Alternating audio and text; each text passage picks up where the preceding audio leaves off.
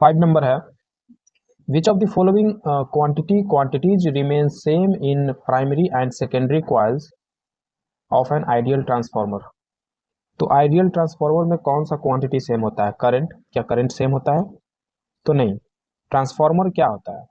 जिसमें primary coil में कुछ टर्न होते हैं और सेकेंडरी कॉइल में कुछ नंबर ऑफ टर्न होते हैं, ठीक है। और इसी वजह से अगर स्टेप अप ट्रांसफार्मर है तो वोल्टेज बढ़ेगा, या अगर स्टेप डाउन है तो वोल्टेज कमेगा, उस हिसाब से करंट बढ़ेगा घटेगा, पर पावर सेम रहेगा। बट जनरल ट्रांसफार्मर में वो पावर भी सेम नहीं होता है, क्योंकि flux leakage, copper loss, eddy current, इन सब में वो पावर जो यहाँ पे होता है कुछ कम होता है, यहाँ पे उससे कुछ कम होता है यहाँ पे।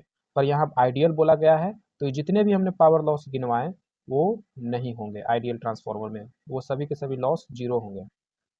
तो इसलिए कह सकते हैं कि करंट सेम नहीं होगा दोनों में, वोल्टेज सेम नहीं होगा दोनों में, क्योंकि नंबर ऑफ टर्न्स पे वो डिपेंड करते हैं। तीसरी बात, पावर पावर सेम होगी। और फिर ऑप्शन डी में है magnetic flux and powers both. तो क्या मैग्नेटिक फ्लक्स सेम होगा? तो देखिए, अगर हम ये मान के चलें कि फ्लक्स लीकेज हो रहा है, तो फ्लक्स लीकेज हो रहा है तो यहाँ पावर लॉस हो गया। पर हमने आइडियल ट्रांसफार्मर माना है तो फ्लक्स लीकेज को हम जीरो मानेंगे, मतलब जो यहाँ फ्लक्स है वही यहाँ पे भी फ्लक्स है। और दूसरी बात, अगर हम ऑप्शन सी में कह दें कि पावर ओनली, पावर ठीक है, पावर सेम होगा, तो जब पावर सेम होगा मतलब लीकेज वगैरह कुछ नहीं हुआ है, ना ईडी करंट हुआ, ईडी करंट की वजह से लॉस हुआ है एनर्जी का, ना कॉपर लॉस की वजह से, ना हिस्टैरिसीस लॉस की वजह से, किन्हीं की वजह से पावर का लॉस नहीं हुआ है ना, तभी तो दोनों में पावर सेम है।